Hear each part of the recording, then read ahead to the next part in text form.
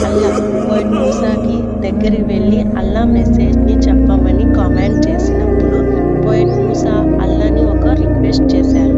ఆయన నా brother poet హరన్‌ని కూడా నాకు హెల్పర్‌గా ఇవ్వండి అని కోరుకున్నారు.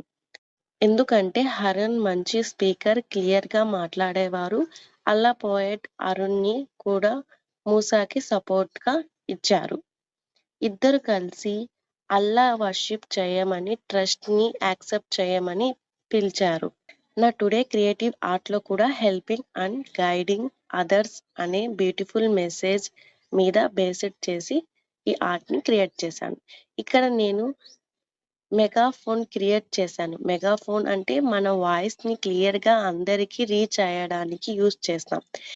పోయెట్ హరున్ యొక్క గుడ్ కమ్యూనికేషన్ అండ్ గైడెన్స్‌ని రిప్రజెంట్ చేస్తుంది.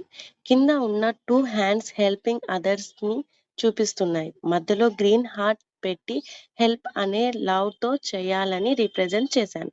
Helping others in beautiful art అనే మెసేజ్‌ని కూడా ఆర్ట్‌లో నేను యాడ్ చేశాను.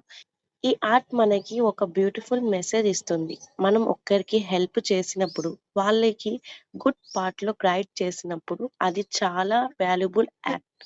పోయెట్ హరున్ స్టోరీ నుంచి brotherhood, team work, good communication and helping other నేర్చుకోవచ్చు.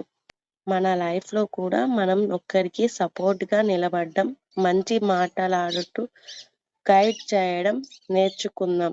ఈ క్రియేటివ్ ఆర్ట్ మీకు నచ్చితే లైక్, షేర్, సబ్స్క్రైబ్ చేసుకోవడం మర్చిపోకండి. నెక్స్ట్ ఎపిసోడ్‌లో మళ్ళీ కలుద్దాం.